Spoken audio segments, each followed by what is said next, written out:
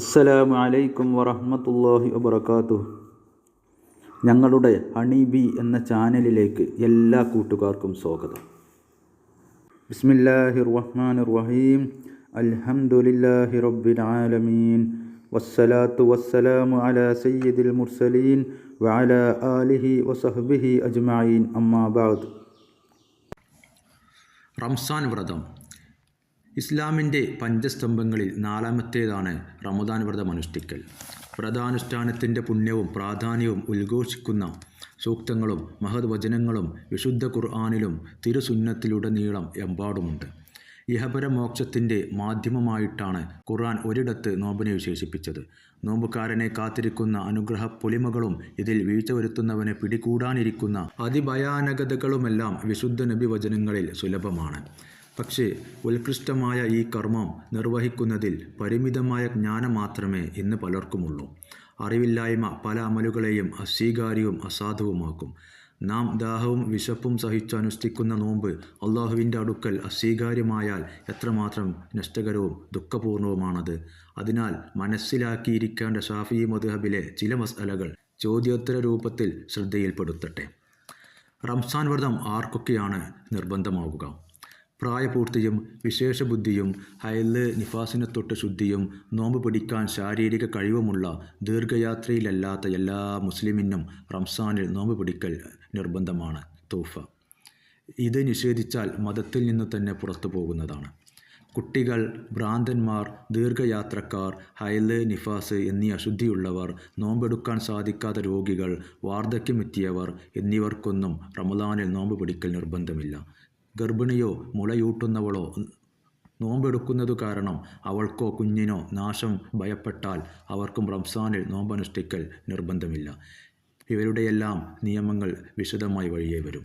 പ്രായപൂർത്തിക്ക് മുമ്പോ ഭ്രാന്തുകാലത്തോ ഒരാൾ ഇസ്ലാമിലേക്ക് വരുന്നതിന് മുമ്പോ കഴിഞ്ഞുപോയ വർഷങ്ങളിലെ റംസാൻ നോമ്പുകളൊന്നും ഖളാ വീട്ടേണ്ടതില്ല.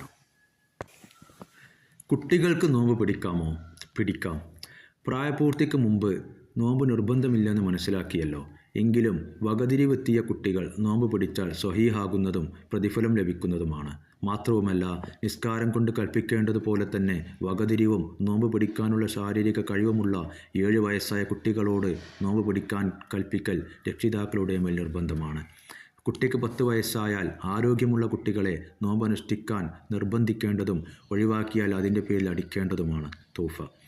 വകതിരിവെത്താത്ത കുട്ടികളുടെ നോമ്പുകൾ സ്വഹീഹാകുന്നതല്ല. പ്രായപൂർത്തിയാവുക എന്നാൽ എന്താണ്? ആർത്തവം തുടങ്ങൽ, ഇന്ദ്രിയസ്ഖലനം, 15 ചാന്ദ്രിക വർഷം പൂർത്തിയാകൽ ഇവയിൽ ഏതെങ്കിലും ഒന്നുകൊണ്ടാണ് ഒരാൾക്ക് പ്രായപൂർത്തി എത്തിയതായി മതദൃഷ്ട്യാ കണക്കാക്കപ്പെടുന്നത്. പ്രായപൂർത്തിയോടെയാണ് ഏതൊരാൾക്കും ഇസ്ലാമിക നിയമങ്ങൾ ബാധകമാകൽ, അതായത് തക്ലീഫ് വന്നു ചേരുന്നത്. നോമ്പ് നോറ്റ റംസാൻ്റെ പകലിൽ ഒരു കുട്ടിക്ക് പ്രായം തികഞ്ഞാൽ ആ നോമ്പ് പൂർത്തിയാക്കൽ നിർബന്ധവും പിന്നീട് ഖളാ വീട്ടേണ്ടതില്ലാത്തതുമാണ്. നോമ്പ് നോൽക്കാത്ത കുട്ടിക്ക് റംസാൻ്റെ പകലിൽ പ്രായം തികയുകയോ ഒരാൾക്ക് ഭ്രാന്ത് സുഖപ്പെടുകയോ ഒരാൾ ഇസ്ലാമിലേക്ക് വരികയോ ചെയ്താൽ ആ ദിവസം ഇംസാക്ക് ചെയ്യലോ പിന്നീട് നോമ്പ് ഖളാ വീട്ടലോ നിർബന്ധമില്ല. തൗഫ. ഹൈലോ നിഫാസ് ഉള്ളവൾ എന്തു ചെയ്യണം? ഹൈല്, നിഫാസ് എന്നീ അശുദ്ധിയുള്ളപ്പോൾ സ്ത്രീക്ക് നോമ്പ് പിടിക്കൽ നിർബന്ധമില്ല. നോറ്റാൽ അത് സ്വഹീഹാകുന്നതുമല്ല. അവൾ നോമ്പ് പിടിക്കലും പുണ്യകർമ്മമെന്ന നിലക്ക് നോമ്പ് മുറിയുന്ന കാര്യങ്ങൾ ഒഴിവാക്കലും ഹറാമുമാണ്. തൗഫ. റംസാനിലെയും മറ്റും ദിക്റുകളും ദുആകളും ചൊല്ലാം. ഖുർആൻ പാരായണം പാടില്ല. ഖുർആനിലെ തന്നെ ദിക്റുകളും ദുആകളും ഖുർആൻ ഓതുക എന്ന ഉദ്ദേശത്തിലല്ലാതെ ചൊല്ലാം. ഹൈലുകാരി 5-6 ദിവസം കഴിഞ്ഞ് രക്തം മുറിഞ്ഞപ്പോൾ ശുദ്ധിയായിട്ടുണ്ടാകും എന്ന് കരുതി കുളി നിർവഹിച്ചു നോമ്പ് നോൽക്കുകയും 15 ദിവസത്തിനുള്ളിൽ വീണ്ടും രക്തം കാണുകയും ചെയ്താൽ ആദ്യം പിടിച്ച നോമ്പുകൾ ഹൈലിലായിരുന്നു എന്ന് മനസ്സിലാക്കുകയും ആ നോമ്പുകൾ പിന്നീട് നിർബന്ധമായും ഖളാ വീട്ടുകയും വേണം. രക്തം 15 ദിവസത്തിലും ഏറിയില്ലെങ്കിലാണ് ഈ പറഞ്ഞത്. തൗഫ. മെഡിസിൻ കൊണ്ട് ഹൈല് പിന്തിപ്പിക്കാമോ? ഉംറക്ക് പോകുന്ന സ്ത്രീകൾ മെഡിസിൻ കൊണ്ട് ഹൈല് നിർത്താറുണ്ട്. അതുപോലെ റമദാനിലും മരുന്നുപയോഗിച്ച് ഹൈല് പിന്തിപ്പിക്കലും നിർത്തലുമെല്ലാം അനുവദനീയമാണ്. ഫതാവയിൽ കുബ്രയിൽ നിന്നും ഇത് മനസ്സിലാക്കാം. ഹൈലുകാരി പിന്നീട് ഖളാ വീട്ടൽ നിർബന്ധമാണോ? അതെ, ഹൈല് നിഫാസ് കാലത്ത് നോമ്പ് പിടിക്കരുതെന്ന് പറഞ്ഞല്ലോ. പക്ഷേ എത്ര നോമ്പാണോ അവൾക്ക് നഷ്ടപ്പെട്ടത് അത്രയെണ്ണം ശുദ്ധിയായ ശേഷം ഖളാ വീട്ടൽ നിർബന്ധമാണ്. ഇസ്തിഹാദത്തുകാർ നോമ്പ് പിടിക്കാമോ? ഹൈലോ നിഫാസോ അല്ലാത്ത രക്തസ്രാവമുള്ള സ്ത്രീ, അതായത് ഇസ്തിഹാദത്തുകാരി നോമ്പ് പിടിക്കൽ നിർബന്ധമാണ്. ഇവൾക്ക് നിസ്കാരവും നിർബന്ധമാണല്ലോ. പക്ഷേ രക്തസ്രാവത്തിൻ്റെ ആധിക്യം കാരണം നോമ്പ് പിടിക്കൽ കഴിയാത്ത വിധം അവൾ അവശയായിട്ടുണ്ടെങ്കിൽ അതിൻ്റെ പേരിൽ നോമ്പ് ഉപേക്ഷിക്കുകയും പിന്നീട് ഖളാ വീട്ടുകയുമാണ് വേണ്ടത്. ഗർഭിണിയും മുലയൂട്ടുന്നവളും. എല്ലാ ഗർഭിണികൾക്കും മുലയൂട്ടുന്നവൾക്കും നോമ്പ് ഉപേക്ഷിക്കാൻ പറ്റുമോ? ഇല്ല. അവൾക്കോ കുഞ്ഞിനോ ബുദ്ധിമുട്ടുകൾ വല്ലതും നേരിടുമെന്ന ഭയമുണ്ടെങ്കിൽ നോമ്പ് നിർബന്ധമില്ല. ആ ഭയമില്ലെങ്കിൽ നോമ്പ് അനുഷ്ഠിക്കൽ നിർബന്ധമാണ്. നോമ്പ് ഉപേക്ഷിക്കരുത്. മുഗ്നി. ഇങ്ങനെ ഉപേക്ഷിച്ച നോമ്പുകൾ എത്രയാണോ ആ എണ്ണം പിന്നീട് നിർബന്ധമായും അവൾ ഖളാ വീട്ടുകയും വേണം. ഇവൾ ഫിദിയയും നൽകേണ്ടതുണ്ടോ? അതെ. മുലയൂട്ടുന്നവളും ഗർഭിണിയും കുഞ്ഞിന് വല്ല നാശവും സംഭവിച്ചേക്കുമോ എന്ന ഭയം കൊണ്ടാണ് നോമ്പ് ഉപേക്ഷിച്ചതെങ്കിൽ ഖളാ വീട്ടൽ നിർബന്ധമാകുന്നതോടൊപ്പം ഓരോ നോമ്പിനും ഓരോ മുദ്, അതായത് 800 മില്ലി ഭക്ഷ്യധാന്യം കൊടുക്കലും നിർബന്ധമാകും. സ്വന്തം ശരീരത്തിൻ്റെ നാശം ഭയന്നോ തൻ്റെയും കുഞ്ഞിൻ്റെയും കൂടി നാശം ഭയന്നോ ആണ് നോമ്പ് ഉപേക്ഷിച്ചതെങ്കിൽ നഷ്ടപ്പെട്ട എണ്ണങ്ങൾ ഖളാ വീട്ടിയാൽ മാത്രം മതി. മുദ്ദുകൾ നൽകേണ്ടതില്ല. തൂഫ. സൗന്ദര്യ പ്രശ്നം പറഞ്ഞ് നോമ്പ് ഉപേക്ഷിക്കാൻ പറ്റുമോ? സൗന്ദര്യമോ ആരോഗ്യമോ കുറഞ്ഞേക്കുമോ എന്ന ആശങ്ക കൊണ്ട് മാത്രം നോമ്പ് ഉപേക്ഷിക്കാൻ പാടില്ല. മുലയൂട്ടുന്നവളും ഗർഭിണികളും ഇങ്ങനെ നോമ്പ് എടുക്കുന്നത് കൊണ്ട് ബുദ്ധിമുട്ടുകളൊന്നും ഭയപ്പെടാതെ തന്നെ വെറുതെ നോമ്പ് ഉപേക്ഷിക്കുന്നത് വലിയ തെറ്റും കുറ്റകരവുമാണ്. നോമ്പ് ഉപേക്ഷിച്ചാലും പിന്നീട് ഖളാ വീട്ടിയാൽ പോരെ? പറ്റില്ല. പിന്നീട് ഖളാ വീട്ടിയാൽ മതിയല്ലോ എന്ന ധാരണയിൽ പലരും റംസാനിൽ നോമ്പിനു ലീവ് നൽകാറുണ്ട്. മതപരമായ ഉദറ്, അതായത് മതപരമായ കാരണങ്ങൾ കൂടാതെ നോമ്പ് ഒഴിവാക്കൽ കടുത്ത തെറ്റും ഹറാമുമാണ്. ഇത്തരക്കാർ പരമാവധി വേഗം ഖളാ വീട്ടൽ നിർബന്ധമാണ്. ഖളാ വീട്ടൽ കൊണ്ട് മാത്രം ഉപേക്ഷിച്ച കുറ്റത്തിൽ നിന്ന് ഒഴിവാകുന്നതുമല്ല. തൂഫ.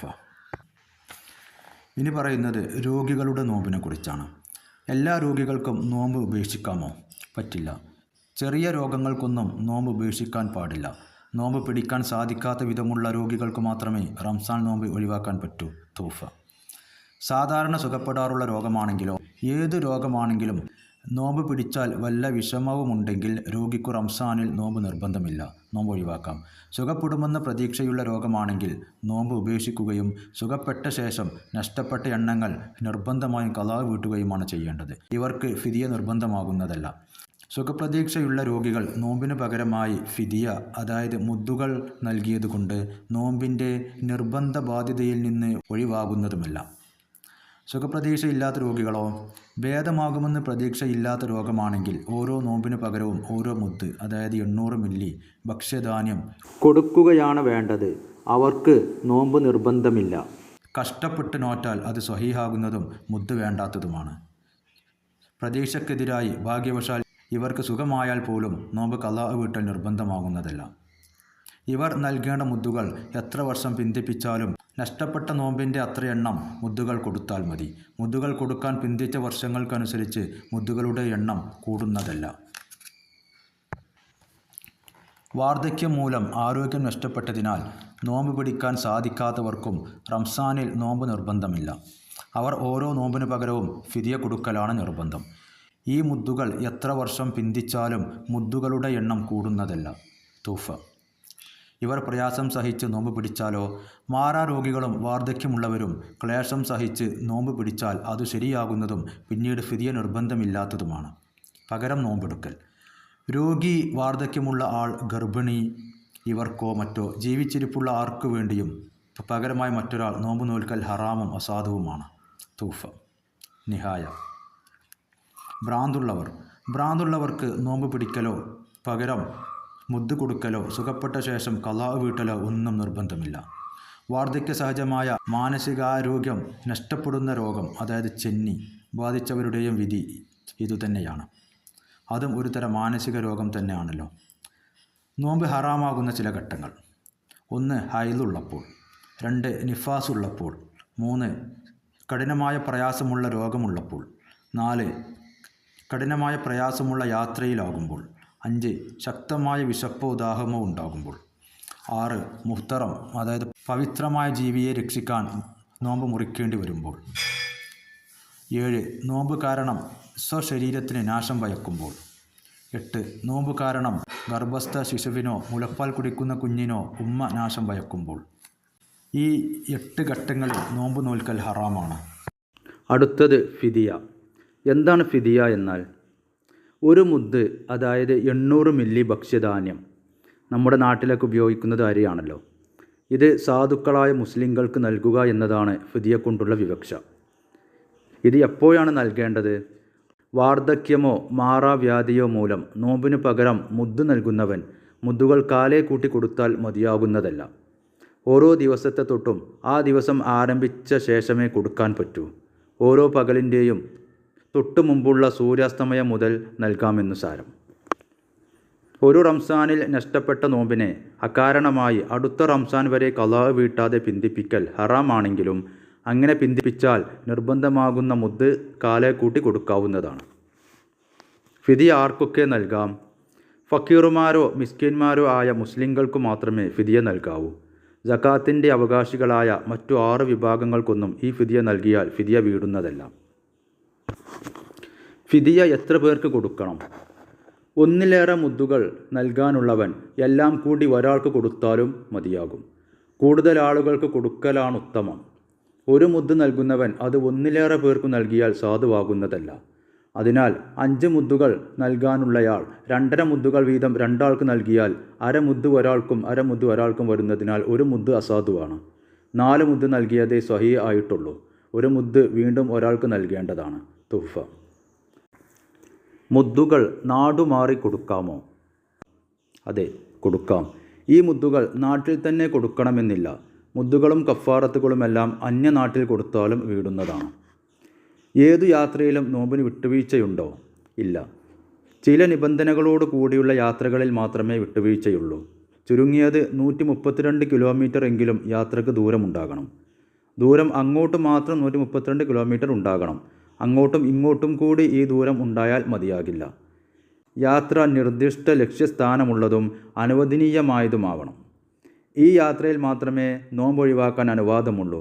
ഈ യാത്രയിലും ബുദ്ധിമുട്ടില്ലെങ്കിൽ നോമ്പ് പിടിക്കൽ തന്നെയാണ് ഉത്തമം. യാത്രയുടെ ഈ ആനുകൂല്യം ഏതു മുതൽ തുടങ്ങും? സുബഹിക്ക് മുമ്പേ യാത്ര തുടങ്ങിയാൽ മാത്രമേ ആ പകലിലെ നോമ്പ് ഉപേക്ഷിക്കാൻ പറ്റൂ. യാത്ര തുടങ്ങുന്ന നാടിൻ്റെ അതിർത്തി സുബഹിയാകും മുമ്പ് വിട്ടിരിക്കണം. നോമ്പ് അനുഷ്ഠിച്ചയാൾ സുബഹിക്ക് ശേഷമാണ് യാത്ര തുടങ്ങുന്നതെങ്കിൽ ആ പകലിലെ നോമ്പ് പൂർത്തിയാക്കേണ്ടതും മുറിക്കാൻ പാടില്ലാത്തതുമാണ്. യാത്ര അവസാനിക്കും വരെ പിന്നീടുള്ള നോമ്പുകൾ യാത്രയിൽ നോൽക്കൽ നിർബന്ധമില്ല. ബുദ്ധിമുട്ടുണ്ടെങ്കിൽ ഉപേക്ഷിക്കലും ബുദ്ധിമുട്ടില്ലെങ്കിൽ നോൽക്കലുമാണ് ഉത്തമം. നോമ്പിനു നെയ്യത്ത് ചെയ്തയാൾ ആ രാത്രി യാത്ര ആരംഭിക്കുകയും സുബഹിക്ക് മുമ്പേ ആ പ്രദേശത്തെ അതിർത്തി വിടുകയും ചെയ്താൽ അവന് ആ നോമ്പ് മുറിക്കാം. ബുദ്ധിമുട്ടുണ്ടെങ്കിൽ മുറിക്കലാണ് ശ്രേഷ്ഠം. യാത്രയിൽ നോമ്പ് ഉപേക്ഷിച്ചാൽ എന്താണ് ചെയ്യേണ്ടത്? യാത്രയിൽ നഷ്ടപ്പെട്ട നോമ്പുകൾ എത്രയാണോ അത്ര എണ്ണം പിന്നീട് ഖളാ വീട്ടൽ നിർബന്ധമാണ്. ഖളാ വീട്ടാതെ പകരമായി ഭക്ഷ്യധാന്യമോ മറ്റോ നൽകിയാൽ മതിയാകുന്നതല്ല. യാത്രയിൽ നോമ്പ് ഉപേക്ഷിച്ചവൻ ഖളാ വീട്ടുന്നതോടൊപ്പം ഫിദിയ ഒന്നും നൽകൽ നിർബന്ധമില്ല.